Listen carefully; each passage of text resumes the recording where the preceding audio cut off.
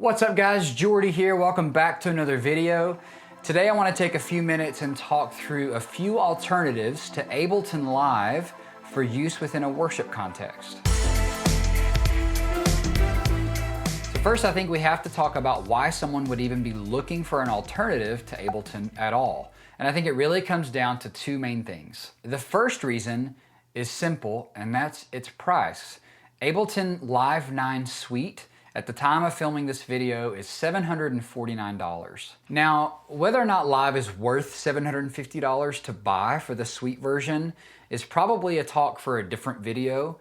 Spoiler there is that I'm an Ableton fan. I believe in the product, and I think even at $750, it's a value because of what it's capable of.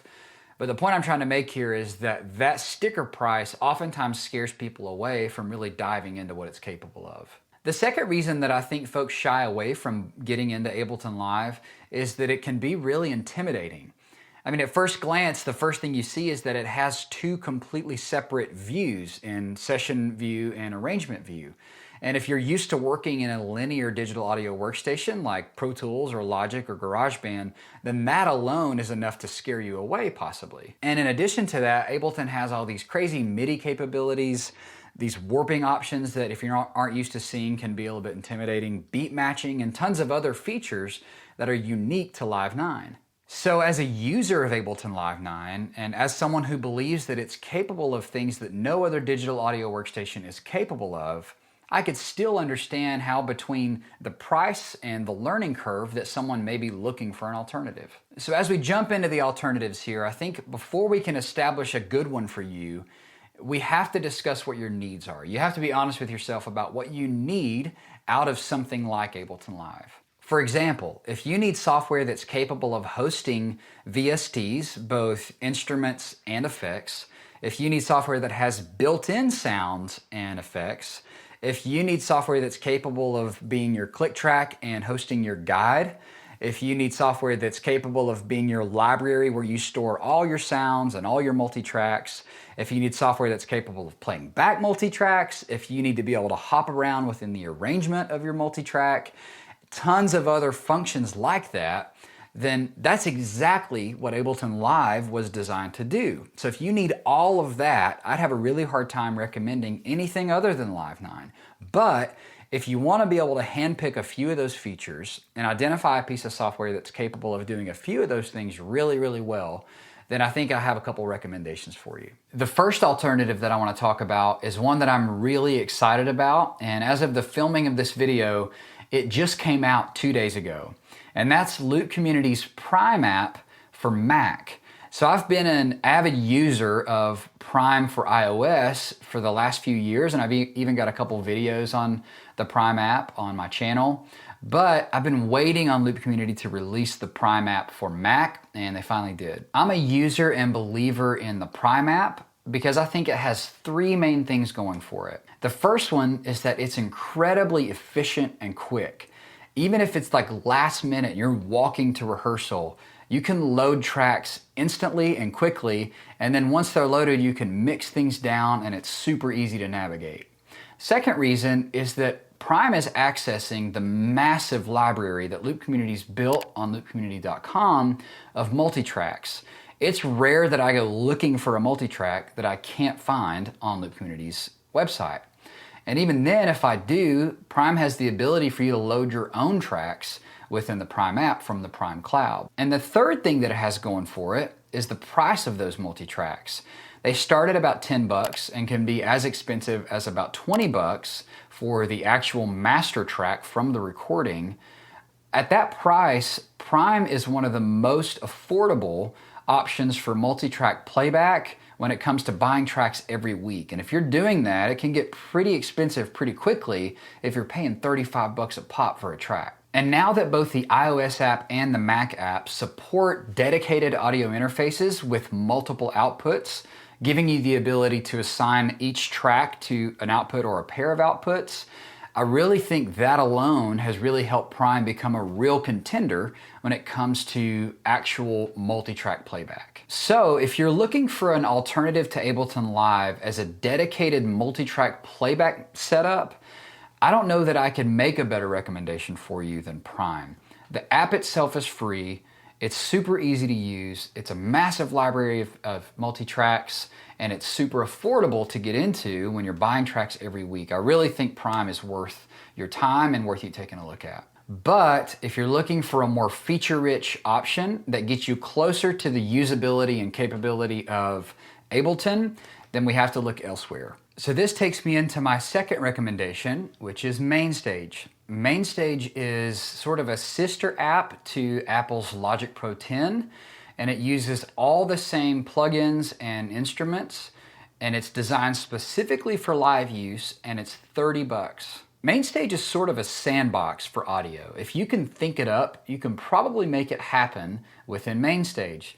In fact, it's probably tough for you to come up with a situation where Ableton could accomplish a task that you couldn't make happen in some way with Mainstage. With that said, I've been working with Ableton Live and Mainstage both for years, and after I put in the time to learn Ableton, Ableton was way more intuitive than Mainstage.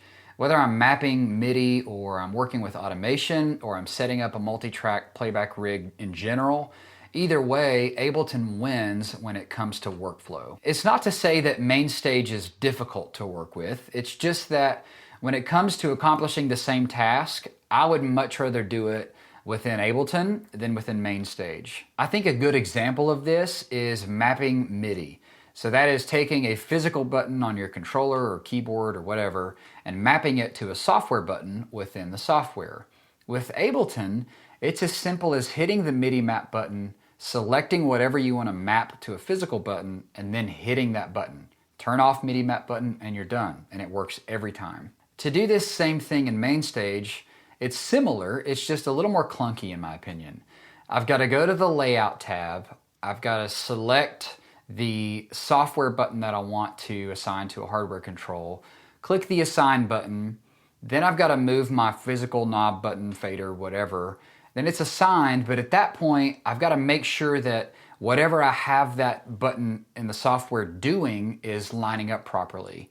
And essentially the same is true in Ableton. It's just always more clunky for me. I'm always making more mistakes when it comes to Mainstage. Now, I think it's important to say here, that whatever software you work with the most, you'll learn its quirks. So these workarounds are only really an issue at the front end. If you put in the time to learn Mainstage, I very seriously doubt you're going to be saying to yourself on a weekly basis how clunky of a process it is to set up a fader for your nano control. It's going to be second nature to you at that point. And the only point I'm trying to make here is don't let little quirks like that steer you away totally from Mainstage as a solution for you. Now, I know this is the point at which most of you are in the comment section hating on me because I'm making a silly comparison between Live and Mainstage. Please hear me. I'm a genuine user. I legitimately use Mainstage all the time. I have videos using Mainstage. I also use Ableton and love Ableton.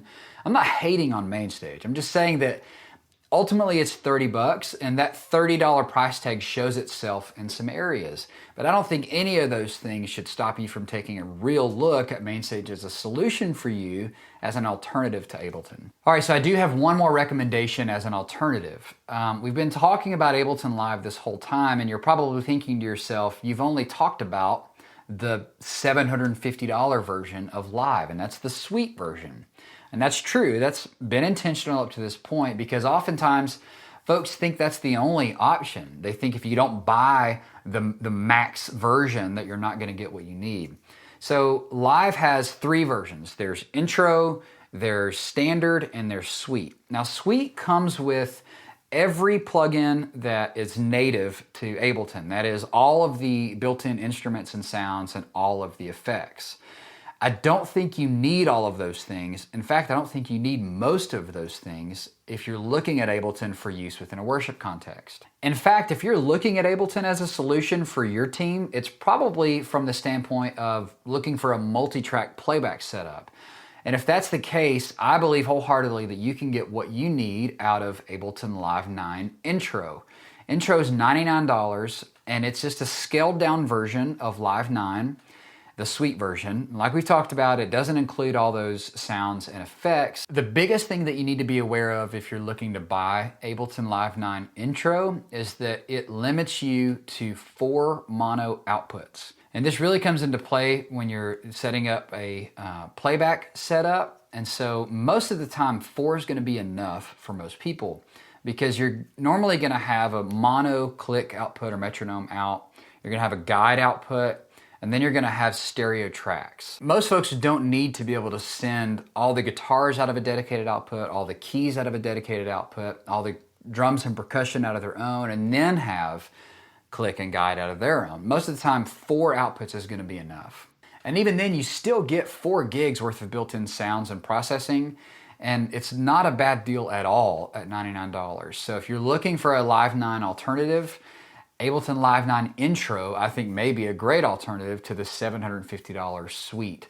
And then even if you decide later on that you want standard or Suite, you can get upgrade pricing because you own Intro. Well guys, that's the video for today. If you're interested in content like this, I would encourage you to stick around, maybe subscribe to my channel. I've got some pretty exciting content coming up revolving around Mainstage over the next few weeks, so watch out for that. Otherwise, if you have comments, questions, or concerns about Ableton or Ableton alternatives, please drop a comment in the comment section below. I would appreciate a thumbs up if you liked today's content and it was helpful for you. Otherwise, I hope you'll subscribe to the channel because I'd love to see you in the next video.